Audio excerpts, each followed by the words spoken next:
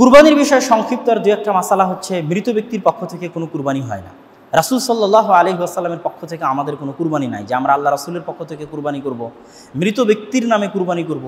আপনি মৃত ব্যক্তির নামে কিছু করতে চাইলে সেটা স্বাভাবিক সাদকা হিসেবে এতিমখানায় দিয়ে দিতে পারেন, গরিব মিসকিনকে দিয়ে দিতে পারেন, কিন্তু মৃত ব্যক্তির নামে কোনো কুরবানি নাই। কুরবানি জীবিত ব্যক্তির ইবাদত, কুরবানি হচ্ছে জীবিত ব্যক্তির ইবাদত। আকিকা এবং কুরবানি এক পশুতে চলবে কিনা? একটাই পশু, তার মধ্যে আমি আকিকাও দিব কুরবানিও দিব, যারা ভাগের পক্ষে তাদের নিকটে হ্যাঁ চলবে।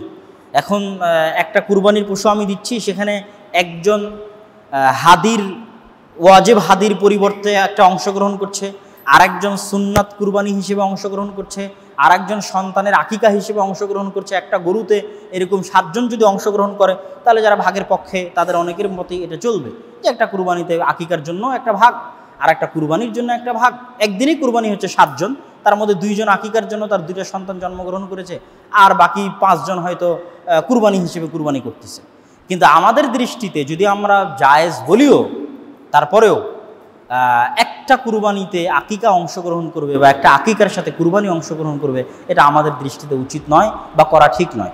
বরং আকিকার জন্য আলাদা জবেহ করবে, যদিও আজকে কুরবানির দিন তার 7 দিনের দিন হয়, সে আলাদা কুরবানি করবে এবং আলাদা আকিকা দিবে। যেহেতু আমি আগেই বলেছি যে ওই বাচ্চার আত্মা মুরতাহান, বন্ধক আছে একটা নাফসকে আপনি মুক্ত করবেন, আর একটা পূর্ণ নাফসের বিনিময়ে মুক্ত হওয়া উচিত। যেটা ইব্রাহিম আলাইহিস সালাম ফাফাদাইনাহু বিযিবহিন আযীম, তার সন্তানকে মুক্ত করেছেন একটা পূর্ণ নাফস দিয়ে। এবং আগের যুগে একটা পূর্ণ কুরবানি আল্লাহর দরবারে আগুন এসে, আল্লাহর দরবার থেকে আগুন এসে পুড়ে সেই কুরবানিটা কবুল বলে গ্রহণযোগ্য হতো। সুতরাং একটা কুরবানিতে আকিকার অংশগ্রহণ করা উচিত নয়, বা একটা আকিকায় কুরবানিতে অংশগ্রহণ করা উচিত নয়। আর কুরবানির বিষয়ে গোস্ত বন্টন করার বিষয়ে রাসূল সাল্লাল্লাহু আলাইহি ওয়াসাল্লামের পক্ষ থেকে খোলা অনুমতি আছে। তোমরা খাও, খাওয়াও, জমা রাখো। আমরা খাবো, আমরা জমা করব এবং আমরা মানুষকে খাওয়ানোর জন্য দিব, তাদের মানুষকে অংশগ্রহণ করাবো। এখানে আরেকটা কথা মনে রাখতে হবে যে কিছু মানুষ আছে যারা বলে যে বন্যার্তদের জন্য আপনি কুরবানি না করে কুরবানির টাকাটা বন্যার্তদেরকে দিয়ে দেন, যেটা বাংলাদেশের সেকুলার গোষ্ঠী থেকে বলা হয় কুরবানিকে অনুৎসাহিত করার জন্য। এটা খুব একটা খারাপ এবং জঘন্য কথা। বরং আপনি তাদের কাছ থেকে, ওই বন্যার্ত এলাকা মানুষের কাছ থেকে কুরবানি কিনে তাদের যেমন উপকার করতে পারবেন, ওই কুরবানির গোস্ত বন্টন করে তেমন তাদের উপকার করতে পারবেন। দুইটা তাদের উপকার করতে পারবেন। তাদের যে গরু আছে, ছাগল আছে, তাদের বাড়ির থেকে যদি আপনি কিনেন, তাদের অর্থনৈতিক লাভ হলো, ওই কুরবানিটা আবার বন্টন করে তাদেরকে দিয়ে দিলেন, তাহলে তাদের গোস্ত খাওয়া হলো। ইসলামের ইবাদতগুলো এতটা সামাজিকতার সাথে সম্পৃক্ত, এই যে কুরবানিকে লক্ষ্য করে কোটি কোটি টাকা মানুষের হাত থেকে বের হচ্ছে, আর এক মানুষের হাতে চলে যাচ্ছে। এই যে অর্থনৈতিক ফ্লো, এই অর্থনৈতিক ফ্লো দেশ, জাতির, সমাজের সামগ্রিক অর্থনৈতিক উন্নয়নে অবদান রাখে। কত খামারি তার গরু বিক্রি করে টাকা ইনকাম করছে, বড় বড় যারা ধনী মানুষ তাদের পকেট থেকে টাকা বের হয়ে বাজারে যাচ্ছে। একদিনে, এক সপ্তাহে কোটি কোটি টাকা লেনদেন হচ্ছে সারা বাংলাদেশে। এটা সামগ্রিকভাবে একটা সামাজিক উন্নয়ন, একটা অর্থনৈতিক উন্নয়নের মাপকাঠি বহন করে। কুরবানির দিনের সবচেয়ে বড় সুন্নাত হচ্ছে আমরা কুরবানির দিন না খেয়ে ঈদের সালাতের উদ্দেশ্যে আসবো। রাসূল সাল্লাল্লাহু আলাইহি ওয়াসাল্লাম না খেয়ে ঈদের সালাতের উদ্দেশ্যে আসতেন এবং ঈদের সালাত সম্পূর্ণ করে বাড়িতে গিয়ে কুরবানি করে সেই কুরবানির গোস্ত দিয়ে রাসূল সাল্লাল্লাহু আলাইহি ওয়াসাল্লাম, ওটাকে আমরা সিয়াম বা রোজা বলবো না, কিন্তু ওই কুরবানির গোস্ত দিয়ে রাসূল সাল্লাল্লাহু আলাইহি ওয়াসাল্লাম তার কুরবানির দিনের আনন্দটা তিনি শুরু করতেন। এবং কুরবানির দিনের সবচেয়ে বড় আনন্দ বা ঈদের দিনের সবচেয়ে বড় আনন্দ খাওয়াই। জিকির আজকার তো আছেই, খাওয়াও একটা বড় আনন্দের অন্তর্ভুক্ত। এই জন্য ঈদের দিন যেমন সিয়াম রাখা হারাম, ঈদের পরবর্তী 3 দিন কুরবানির সময় সিয়াম রাখা হারাম। কি জন্য? এই আনন্দটা আল্লাহ সুবহানাহু ওয়া তাআলা দিয়েছে আমাদের খাদ্যের জন্য, খাবারের জন্য। আর যদি আপনি এই 10 দিন সিয়াম পালন করেন, যে 10 দিন আল্লাহ সুবহানাহু ওয়া তাআলা এবং রাসূল সাল্লাল্লাহু আলাইহি ওয়াসাল্লামের সুন্নাত অনুযায়ী আরাফা সহ আমরা সিয়াম পালন করছি, এই 9 দিন, এই 9 দিন যদি আপনি সিয়াম পালন করি, তাহলে কুরবানির দিন থেকে পরের 3 দিন খাদ্য গ্রহণ করে বেশি আনন্দ পাবে, বেশি মজা পাবে। মানে ইসলামের প্রত্যেকটা হুকুম আহকাম মানুষের মানসিকতার সাথে 100%, 100% মেন্টালি কানেক্টেড। যে আমি 9 দিন না খেয়ে থাকলাম, কুরবানির দিন জবাহ করলাম, কুরবানির গোস্ত তারপরের 3 দিন খেলাম, আমার এই 9 দিন না খেয়ে থাকার কারণে আমার ওজন কমে গেল, আমার চর্বি কমে গেল, আমার পেট ক্লিয়ার থাকলো। আমি যদি পরবর্তী 3 দিন খাই, তাহলে আমার কোনো পাতলা পায়খানা, পেট খারাপ হওয়া কোনো সমস্যা হবে না। কিন্তু আমি এই 3 দিন সিয়াম না রাখে এই 9 দিনও পেট ভরে খেতে থাকলাম, ঈদের দিন ঈদের পরের 3 দিনও পেট ভরে খেতে থাকলাম, এটাও তখন আমার স্বাস্থ্যের জন্য ক্ষতিকর হতে পারে। এই জন্য ইসলামের প্রত্যেকটা হুকুম আহকামের সাথে মানুষের মানুষের মানসিক কানেকশন অনেক ওতপ্রোত এবং গভীরভাবে জড়িত। তো আল্লাহ সুবহানাহু ওয়া তাআলা আমাদের সকলকে, আর যে আমাদের একটা দিন আছে, যেমন আগামীকাল, যেমন আমি নিজে আমার ব্যক্তিগত আমি মনে করি যে আগামীকালকে আমাদের আরাফার সিয়াম রাখা উচিত। যারা আজকে রেখেছেন আল্লাহ সুবহানাহু ওয়া তাআলা তাদেরকে আরাফার সিয়ামের নেকি দান করুক। স্বাভাবিকভাবেই তো 9 দিন সিয়াম রাখা উচিত, সেই হিসেবে আমরাও সিয়াম আছি। তবে যারা মনে করছেন আগামীকাল সিয়াম রাখবেন তারা অবশ্যই আগামীকাল সিয়াম রাখবেন। যারা আজকে আরাফার সিয়াম রেখেছেন তারাও আগামীকাল সিয়াম রাখবেন 9 দিন হিসেবে, যেহেতু এই পুরো 9 দিন রাসূল সাল্লাল্লাহু আলাইহি ওয়াসাল্লামের সিয়াম রাখার হাদিস পাওয়া যায় এবং অনেক ফজিলতপূর্ণ দিন। এই 9 দিন সিয়াম পালনের মাধ্যমে এবং দান সাদাকা করার মাধ্যমে আমরা আল্লাহ সুবহানাহু ওয়া তাআলার নৈকট্য হাসিল করব এবং কুরবানি করার মাধ্যমে আল্লাহ সুবহানাহু ওয়া তাআলার নৈকট্য হাসিল করব।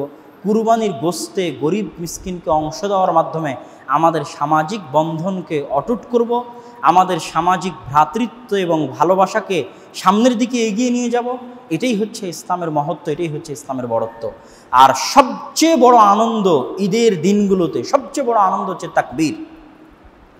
রাসূল সাল্লাল্লাহু আলাইহি ওয়াসাল্লাম এবং তার সাহাবীদের পক্ষ থেকে এটাই পাওয়া যায় যে ঈদের দিন এবং ঈদের পরবর্তী 3 দিন আমাদের সবচেয়ে বড় আনন্দের জিনিস হচ্ছে আল্লাহ সুবহানাহু ওয়া তাআলার বড়ত্ব, আল্লাহ সুবহানাহু ওয়া তাআলার মহত্ব ঘোষণা করা।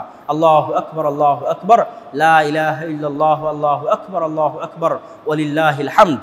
এই যে তাকবীর, এই তাকবীর ধ্বনি ঈদের দিন ঈদের পরবর্তী 3 দিন এই তাকবীর দিতে থাকা, উঁচু আওয়াজে দিতে থাকা, ঈদগাহে আসার পথে দিতে থাকা, ঈদগাহ থেকে ফিরে যাওয়ার পথে দিতে থাকা, পায়ে হেঁটে ঈদগাহে আসা, পায়ে হেঁটে ঈদগাহ থেকে ফিরে যাওয়া এবং যানবাহনে না আসা, রাস্তা পরিবর্তন করা, এগুলো সব কিছুই, এবং খোলা মাঠে ঈদের সালাত আদায় করা, আবদ্ধ জায়গায় মসজিদে ঈদের সালাত আদায় না করা, এগুলো সব আল্লাহ সুবহানাহু ওয়া তাআলার বড়ত্ব এবং মহত্ব প্রদর্শনের একটা নিয়ামক, একটা আলামত, একটা নিদর্শন।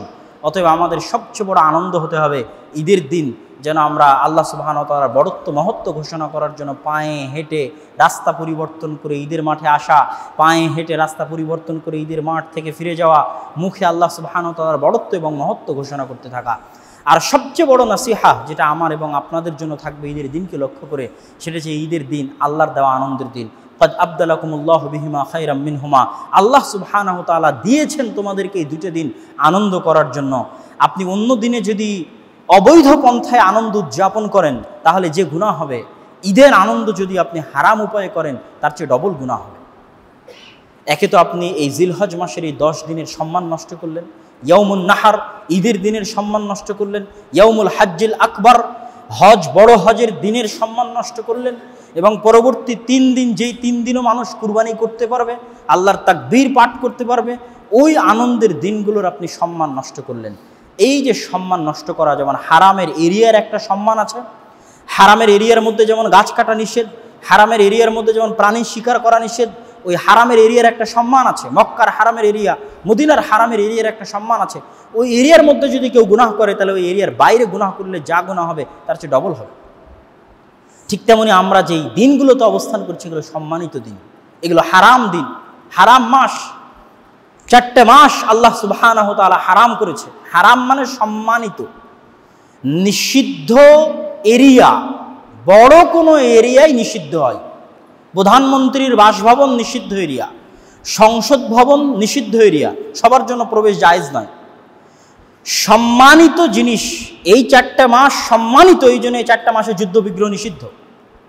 আশহুর মালুমাত 4টে মাস, তার মধ্যে হজের সাথে এই 3 মাস পর পর, আর ওইদিকে হচ্ছে রজব মাস। তাহলে এই পরপর 3 মাস হচ্ছে হারাম মাস, তার মধ্যে যুলহিজ্জা সবচেয়ে। এই হারাম মাসের মধ্যে আমরা অবস্থান করছি, শ্রেষ্ঠ 10 দিনের মধ্যে আমরা অবস্থান করছি। এই হারাম মাসের মধ্যে শ্রেষ্ঠ 10 দিনের মধ্যে ঈদের আনন্দের মধ্যে মুসলমানের সন্তান হয়ে যদি প্রকাশ্যে গান বাজনা করে আনন্দ উদযাপন করে, বেহায়াপনা বেলিল্লাপনা করে আনন্দ উদযাপন করে, তাহলে এর চাইতে বড় অপমানের আল্লাহ সুবহানাহু ওয়া তাআলার শাআয়ের, এগুলো এক একটা আল্লাহর শাআর, শাআয়ের, শাআইরুল্লাহ, আল্লাহ সুবহানাহু ওয়া তাআলার শাআর, চিহ্ন পৃথিবীবাসীর জন্য। শাআইরুল ইসলাম, ইসলামের শাআর, ইসলামের চিহ্ন, আলামা।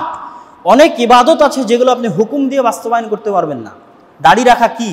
দাড়ি রাখা ফরজ, সুন্নাত, ওয়াজিব, নফল, কি হুকুম দিবেন? সবচেয়ে বড় হুকুম হচ্ছে দাড়ি রাখা, শিআরুল ইসলাম। এটা চিহ্ন মুসলমানদের, যে মুসলমানেরা দাড়ি পরিধান করবে, দাড়ি তাদের থাকবে, এটা তাদের চিহ্ন। যেমন মুসলমানি করা, আপনি কি বলবেন মুসলমানি করাকে? ছোট বাচ্চার যে আপনি মুসলমানি করাচ্ছেন, কি ফরজ, নফল, সুন্নাত, ওয়াজিব না, শিআরুল মুসলিমিন, মুসলমানদের শিআর, চিহ্ন, আলামা। এইরকম শাআয়ের, ইসলামের বড় বড় যে শিআরগুলো আছে, চিহ্নগুলো আছে, সেগুলো হচ্ছে যেমন আরাফার দিন, মুজদালিফার মাঠ, মিনার মাঠ, সাফা মারওয়া, ইন্না সাফা ওয়াল মারওয়াতা মিন শাআইরিল্লাহ, সাফা মারওয়া হচ্ছে আল্লাহর চিহ্ন। ঈদের দিন, দুই ঈদের দিন, শাআইরুল্লাহ, আমরা যে কুরবানি করছি, শাআইরুল্লাহ। এই যে আল্লাহ সুবহানাহু ওয়া তাআলার দেওয়া শিআর, চিহ্নগুলো ইসলামের ব্যাপকভাবে সারা পৃথিবীব্যাপী গ্লোবালাইজেশনের যে আলামতগুলো, মুসলমানেরা পৃথিবীতে বেঁচে আছে, টিকে আছে। ইসলাম নিজে ধর্ম হিসেবে সবচেয়ে ভয়ঙ্কর বিশ্বায়নে বিশ্বাসী, অ্যাজ এ রিলিজিয়ান সবচেয়ে ভয়ঙ্কর বিশ্বায়নে বিশ্বাসী। আপনি বলছেন ইসলামের রাজনীতি নিষিদ্ধ, ইসলামের রাজনীতি বাদ দেন। ইসলাম নিজেই সবচেয়ে বড় রাজনীতির মাধ্যম, সবচেয়ে বড় রাজনীতি ইসলাম নিজেই। এই যে সারা পৃথিবীর মানুষ কুরবানি করবে, শিআর। ভারতে হিন্দুরা কেন গরু কুরবানি করতে দিচ্ছে না? শিআর। ঘরে ঘরে মসজিদ তৈরি হচ্ছে, মানুষ 5 ওয়াক্ত সালাতে যাচ্ছে। ইউরোপ আমেরিকায় মসজিদ তৈরি হচ্ছে, 5 ওয়াক্ত সালাতে যাচ্ছে। এই মসজিদ শিআর, চিহ্ন। মানে ইসলামের গালাবা, বিজয়ের আলামা, এমনভাবে ইসলামকে সাজানো আছে। ঈদের দিন ইসলামের বিজয়ের চিহ্ন। হাজার হাজার লক্ষ লক্ষ মানুষ ঈদের সালাতে একত্রিত হবে। এই জন্য ইবনে তাইমিয়া বলেছে যে ঈদের মাঠ বড় সংখ্যক মানুষের সালাত এক ঈদের মাঠে হওয়া উচিত। 10টা, 15টা, 20টা, 25টা ঈদগাহ এক জায়গায় একত্রিত করে হাজার হাজার লক্ষ লক্ষ মানুষ এক ঈদের গাহে একত্রিত হবে। এটা ইবনে তাইমিয়া রাহিমাহুল্লাহর ফতোয়া যে এটা উচিত। এর দ্বারা কি হয়? শিআরুল ইসলাম, ইসলামের শিআর সারা পৃথিবীর উপর গালাবা পায়, সারা পৃথিবীর উপর ফুটে ওঠে। তো এইরকম ইসলামের শিআর, চিহ্নের দিনগুলো যদি আমরা গান বাজনার মাধ্যমে সেগুলোকে অপমানিত করি, তাহলে আমাদের চাইতে হতভাগা, আমাদের চাইতে পাপিষ্ঠ, আমাদের চাইতে গুনাহগার আর কেউ হতে পারে না। অতএব আমরা যেন ঈদের দিনের সম্মান রক্ষা করতে পারি, আমাদের সন্তান সন্ততি, আমাদের উত্তরসূরিরা যেন ঈদের দিনের সম্মান রক্ষা করতে পারে। আর অবশ্যই নিজেদের সন্তান সন্ততিকে কুরবানি করা দেখাবেন, এখানে ভয়ের কিছু নয়। আমাদের ছোটবেলায় সবচেয়ে আনন্দের জিনিস ছিল যে আমরা 1 গ্রাম থেকে আরেক গ্রাম, আরেক গ্রাম থেকে আরেক গ্রাম বড় গরু কুরবানি দেখতে যেতাম, এটাই আনন্দ। আর আজকে সেকুলারেরা ফেসবুকে লিখতেছে যে ফেসবুকে কুরবানির ছবি দেওয়া যাবে না, কুরবানি ছোট বাচ্চাদের দেখানো যাবে না, এটা নাকি মানুষের অন্তরে পশুত্ব তৈরি করে, বলে ইয়াজ বিল্লাহ। এরা সব হচ্ছে ইসলামের দুশমন। নিজের সন্তানকে পশু কুরবানি করা শিখাবেন, পশু কুরবানি করা দেখাবেন। এগুলো আল্লাহ সুবহানাহু ওয়া তাআলা হালাল করেছে আমাদের জন্য। এর মাধ্যমে মানুষের অন্তর থেকে ভীতি দূর হবে, মানুষের অন্তরে সাহস তৈরি হবে। এগুলো সব কিছুর মধ্যে অনেক হিকমা নিহিত আছে।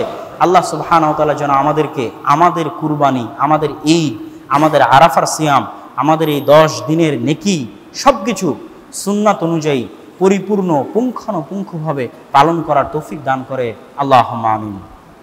এবং আমরা দোয়া করি যে আল্লাহ সুবহানাহু ওয়া তাআলা সারা বিশ্বের যে সমস্ত মুসলিম মুমিন যারা যেখানে আছে, বিশেষ করে ভারতের মুসলমানেরা যারা হয়তো ঠিকমতো তাদের কুরবানিটা করতে পারবে না, বা হয়তো গরু কুরবানি করতে পারবে না, আল্লাহ সুবহানাহু ওয়া তাআলা যেন তাদের উপর থেকে এই ধরনের বিপদ, এই ধরনের আপদ দূর করে দেয়, এবং তারা যেন শান্তিমতো তাদের কুরবানির আনন্দ উদযাপন করতে পারে। আল্লাহ যেন তাদের সেই তৌফিক দান করে। আল্লাহুম্মা আমিন।